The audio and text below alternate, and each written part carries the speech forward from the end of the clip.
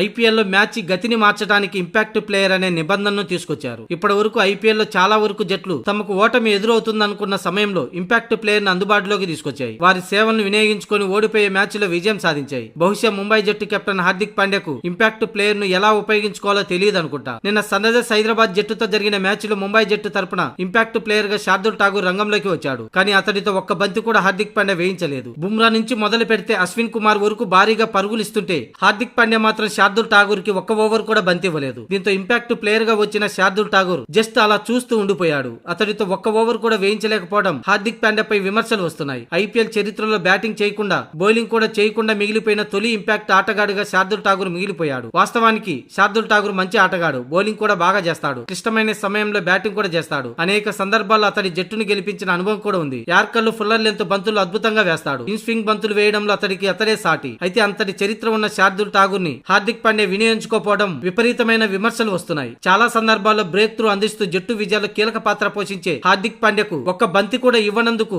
ఎందుకు impact player గా రంగంలోకి దించారంటూ మాజీలు సైతం విమర్శలు గుప్పిస్తున్నారు హార్దిక్ పాండ్యాపై. ప్రతి ఒక్క బౌలరు దారుణంగా పరుగులిస్తుంటే తన చేత ఒక్క ఓవర్ అయినా ట్రై చేయించొచ్చు కదా అంటూ ఎన్నో సందర్భాల్లో చేయి దాటిపోతుందన్న సమయంలో బంతి అందుకొని బ్రేక్ త్రూ అందించిన ఆటగాడు శార్దుల్ ఠాగూర్ అని, అతనికి ఒక్క ఓవర్ కూడా బంతి ఇవ్వకపోవటం ముంబై కెప్టెన్ మూర్ఖత్వం అంటూ గవాస్కర్ అన్నాడు. ప్రతి ఒక్క బౌలర్ దారుణంగా పరుగులిస్తున్నప్పుడు ఇంపాక్ట్ ప్లేయర్ ను ఉపయోగించుకోకపోవడం నిజంగా ఆశ్చర్యం కలిగిస్తుందని సునీల్ గవాస్కర్ అన్నాడు. ఇది ముమ్మాటికి ముంబై సారథి హార్దిక్ ఫెయిల్యూర్ కు నిదర్శనమని గవాస్కర్ పేర్కొనడం విశేషం.